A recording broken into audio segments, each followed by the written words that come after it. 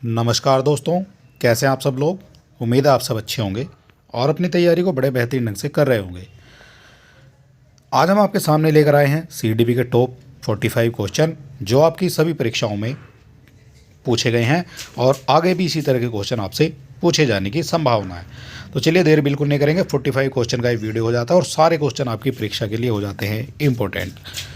और पहला क्वेश्चन क्या हो जाएगा आज का हमारा, तो ये हो जाता है वह कौन सी अवस्था है जब बच्चा तार्किक रूप से वस्तुओं व घटनाओं के विषय में चिंतन प्रारंभ कर देता है। तो वो अवस्था हो जाती है मूर्त संक्रियात्मक अवस्था। ऑप्शन नंबर डी यहाँ पर आपका करेक्ट हो जाता है। इसी तरह के क्वेश्चन हर बार आपकी परीक्षाओं में पूछे जाते रहे हैं। विकास का मनोसामाजिक अवस्था के जनक कौन है? विकास के मनोसामाजिक अवस्था के जनक तो ये हो जाते हैं इरिक्शन। ऑप्शन नंबर डी यहाँ पर आपका करेक्ट हो जाता है। प्राथमिक स्तर पर एक शिक्षक में निम्नलिखित में से किसे सबसे महत्वपूर्ण विशेषता मानना चाहिए? सबसे महत्वपूर्ण विशेषता मानना चाहिए प्राथमिक स्तर पर शिक्षक में, तो ये माना जाता है धैर्य होना चाहिए और एक आपको दृढ़ता होनी चाहिए शिक्षक के अंदर। ठीक है, ये जो है महत्वपूर्ण विशेषता होनी चाहिए। अगला क्वेश्चन है पाठ्यचर्या निर्माण के निम्न में से कौन सा कार्य माना जाता है? पाठ्यचर्या निर्माण के लिए निम्न में से कौन सा कार्य माना जाएगा? तो पाठ्यचर्या निर्माण के लिए माना जाता है आपका एक अत्यधिक विशेषज्ञता का कार्य। जो पाठ्यचर्या है वो अत्यधिक जो है विशेषज्ञता का कार्य आपका माना जाएगा। निम्न में से किस अवस्था में बच्चे अपने समवयस्क समूह के सक्रिय सदस्य हो जाते हैं? निम्न में से किस अवस्था में बच्चे अपने समवयस्क समूह के सक्रिय सदस्य हो जाते हैं? तो ये हो जाते हैं किशोरावस्था में। ऑप्शन नंबर ए यहाँ पर आपका करेक्ट हो जाता है। विद्यार्थियों की प्रशंसा कहाँ की जानी चाहिए? विद्यार्थियों की प्रशंसा कहाँ की जानी चाहिए? तो ये की जानी चाहिए लोगों के बीच में। ये क्वेश्चन कई बार आपकी परीक्षाओं में देखा भी गया है। बच्चों की रुचि बनाए रखने के लिए निम्नलिखित में से आप कौन सी विधि का चयन करेंगे?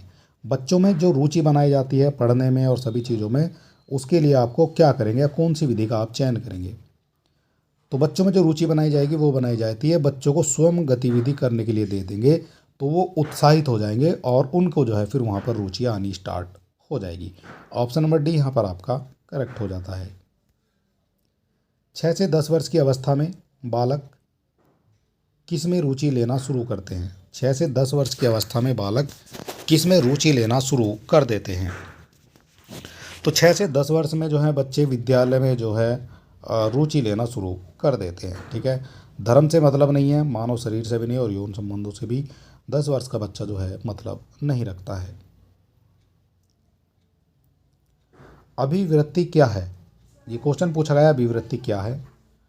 तो अभिवृत्ति हो जाएगी एक भावात्मक प्रवृत्ति जो अनुभव के द्वारा संगठित होकर किसी मनोवैज्ञानिक वस्तु के प्रति पसंदगी या नापसंदगी के रूप में प्रतिक्रिया करती है। ऑप्शन नंबर ए यहाँ पर आपका करेक्ट हो जाता है। अनुसंधान से पता चलता है कि हमारी पढ़ाई का कितना प्रतिशत हिस्सा द्रव और स्रव अंगों के माध्यम से ग्रहण किया जाता है। ये अनुसंधान से पता चलेगा कि हमारी पढ़ाई का कितना प्रतिशत हिस्सा देखने में और सुनने के अंगों के माध्यम से ग्रहण किया जाता है। तो ये किया जाता है 85% हिस्सा पढ़ाई का हमारे देखने और सुनने की क्षमता पर निर्भर करता है। शिक्षक को गृह कार्य की जांच कब करनी चाहिए? जो घर के लिए काम दिया जाता है शिक्षक को उसकी जांच कब करनी चाहिए? तो उसकी जो जांच करनी चाहिए वो करनी चाहिए बिल्कुल नियमित। ठीक है, नियमित मतलब रोजाना जो है उसकी जांच करनी चाहिए।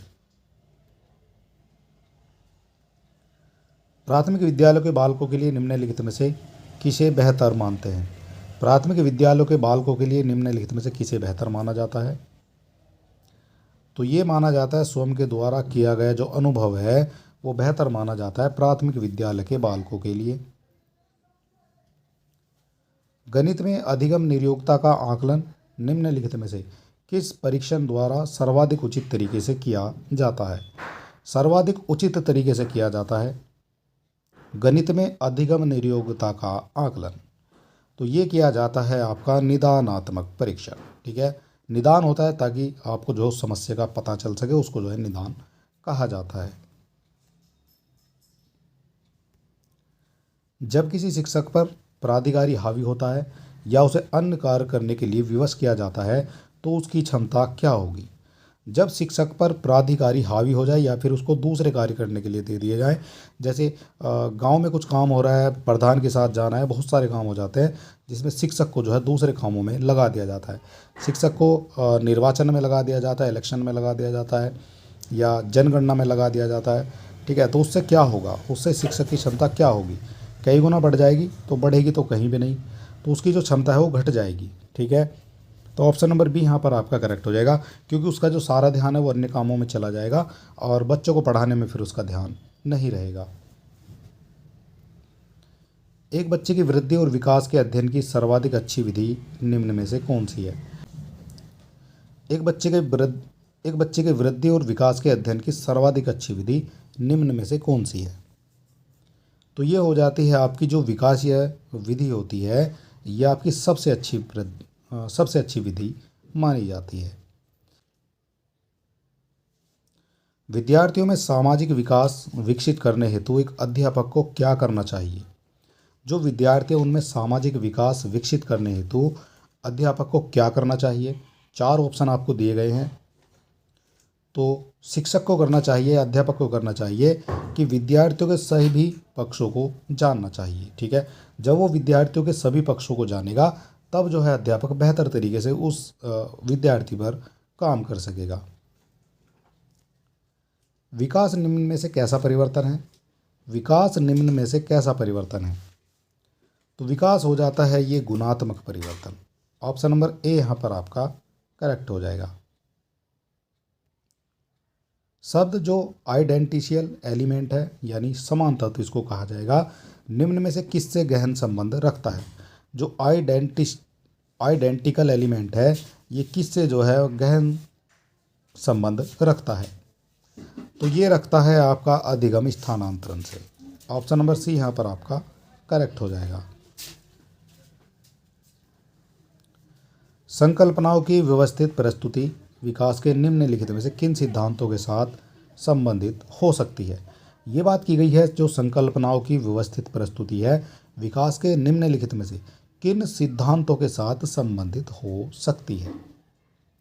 तो ये हो सकती है आपकी जो विकास के सापेक्ष रूप से क्रमिक होता है उसमें जो है संबंधित आपकी मानी जाएगी। स्फूर्ति कौन सी अवस्था को कहा जाता है। स्फूर्ति कौन सी अवस्था को कहा जाएगा।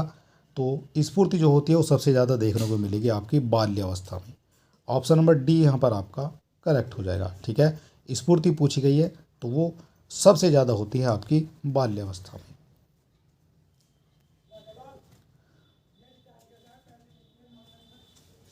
मानवीय मूल्य जो प्रकृति में सार्वत्रिक है के विकास का अर्थ क्या है। जो मानवीय मूल्य हैं उनकी जो प्रकृति में सार्वजनिक रूप से मिलते हैं वो विकास का अर्थ वहाँ पर क्या हो जाएगा। तो विकास का जो अर्थ वहाँ पर हो जाएगा वो हो जाता है अभिव्यक्ति। ऑप्शन नंबर डी यहाँ पर आपका करेक्ट हो जाएगा। टोटल 45 क्वेश्चन है और सारे क्वेश्चन ऐसे हैं जो आपकी परीक्षाओं में कई बार पूछे गए हैं और आगे भी जो है इसी तरह के क्वेश्चन आपसे पूछे जाने की संभावना है।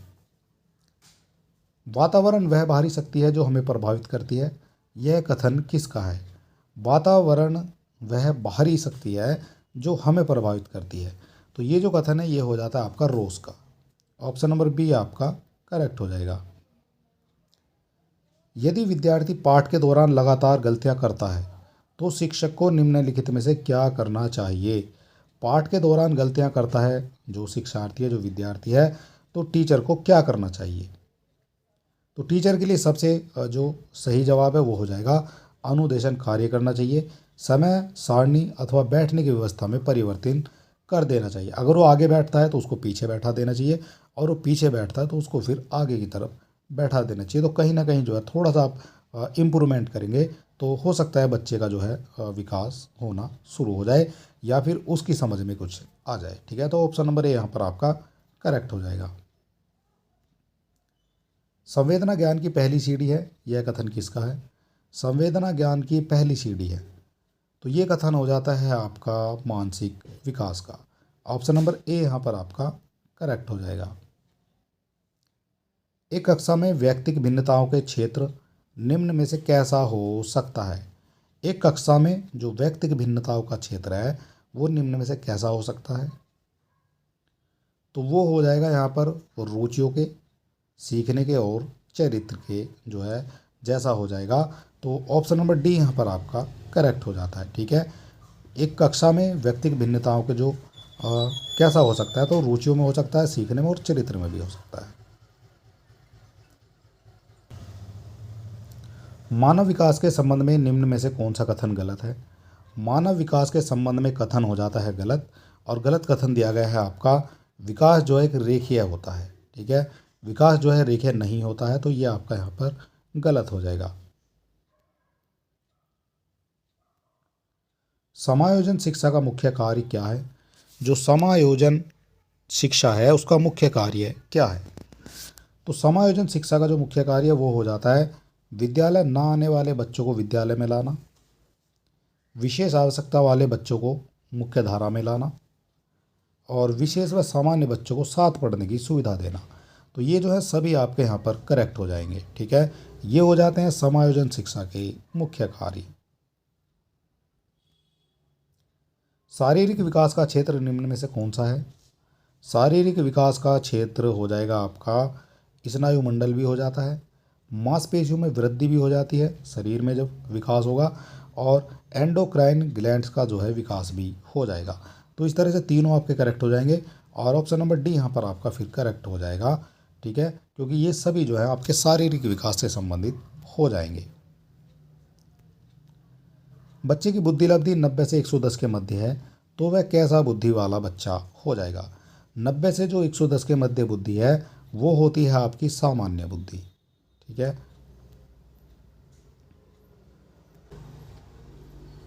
निम्नलिखित में कौन सा वंशानुक्रम का निकाय नहीं है। तो वंशानुक्रम का जो निकाय नहीं है वो हो जाता है अभिप्रेरणा।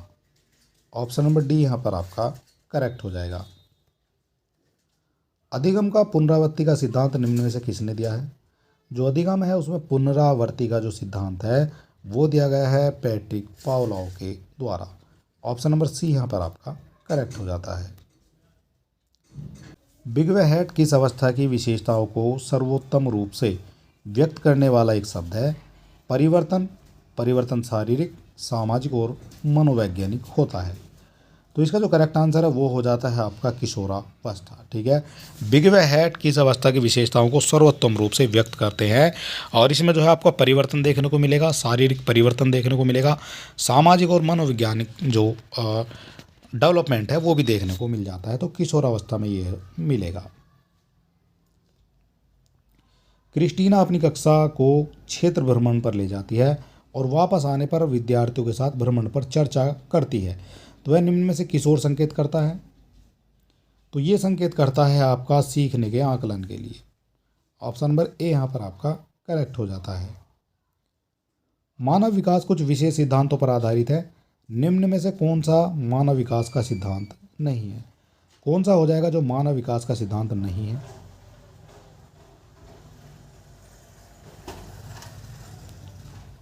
तो ये हो जाता है प्रतिवर्ती। प्रतिवर्ती जो है एक मानव विकास का सिद्धांत नहीं है। भाषा विकास के लिए प्रारंभिक बचपन निम्न में से कौन सा काल है। जो प्रारंभिक बचपन है वो कौन सा काल हो जाएगा। तो ये हो जाता है अति संवेदनशील काल हो जाएगा प्रारंभिक बचपन भाषा विकास के लिए। ऑप्शन नंबर बी यहाँ पर आपका करेक्ट हो जाएगा। निचली कक्षाओं में खेल पद्धति मूल रूप से किस पर आधारित है। निचली कक्षाओं की बात हो रही है तो खेल पद्धति मूल रूप से किस पर आधारित है। तो ये आधारित हो जाती है विकास एवं वृद्धि के मनोवैज्ञानिक सिद्धांतों पर। ऑप्शन नंबर ए यहाँ पर आपका करेक्ट हो जाएगा। शब्द शिक्षा का जो अर्थ है वो क्या हो जाएगा। शिक्षा शास्त्र का अर्थ आपसे पूछा गया है, तो शिक्षा शास्त्र का जो अर्थ है वो हो जाता है बच्चा नेतृत्व करने के लिए। ठीक है, ये हो जाता है शिक्षा शास्त्र का अर्थ। बालक का विकास परिणाम कैसा है। बालक का विकास परिणाम कैसा है। तो ये हो जाता है वंशानुक्रम तथा वातावरण की जो अंतः प्रक्रिया होती है वो हो जाता है आपका बालक का विकास परिणाम। शिक्षा शास्त्र का अध्ययन क्या है?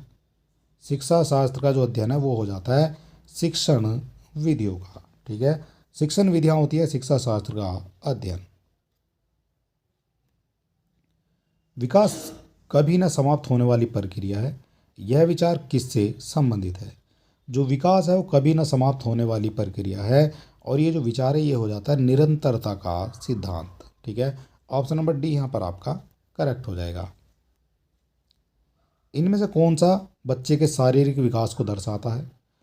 कौन हो जाएगा जो बच्चे के शारीरिक विकास को दर्शाता है?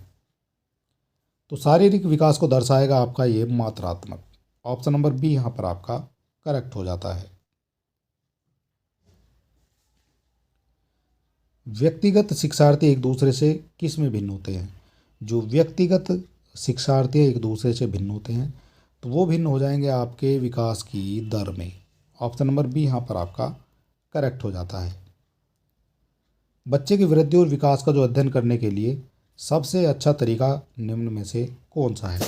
बच्चे की वृद्धि और विकास का अध्ययन करने के लिए सबसे अच्छा तरीका, तो सबसे अच्छा तरीका हो जाता है आपका जो विकासात्मक विधि है वो हो जाएगा सबसे अच्छा तरीका। लॉरेंस कोलबर्ग विकास के क्षेत्र में किसके शोध के लिए जाने जाते हैं? जो कोलबर्ग है वो विकास के क्षेत्र में किसके शोध के लिए जाने जाते हैं? तो ये जाने जाते हैं आपके नैतिक विकास के लिए। ठीक है, नैतिक विकास किसके द्वारा है? तो ये हो जाता है कोलबर्ग के द्वारा। ऑप्शन नंबर डी यहाँ पर आपका करेक्ट हो जाता है। शिक्षण प्रक्रिया को बढ़ाने के लिए प्रौद्योगिकी के उपयोग को शिक्षा में क्या कहा जाता है? जो शिक्षण प्रक्रिया को बढ़ाने के लिए जो प्रौद्योगिकी है, जो ITI होती है टेक्नोलॉजी, उसके उपयोग को शिक्षा में क्या कहा जाएगा? तो ये कहा जाएगा ICT। ऑप्शन नंबर बी यहाँ पर आपका करेक्ट हो जाएगा। चलिए दोस्तों, आज का जो हमारा वीडियो है ये समाप्त होता है और इसी तरह के और वीडियो देखने के लिए आप हमारे चैनल को सब्सक्राइब कर सकते हैं। वीडियो को अपने दोस्तों में भी शेयर कर सकते हैं और मिलते हैं नेक्स्ट वीडियो में। तब तक के लिए नमस्कार।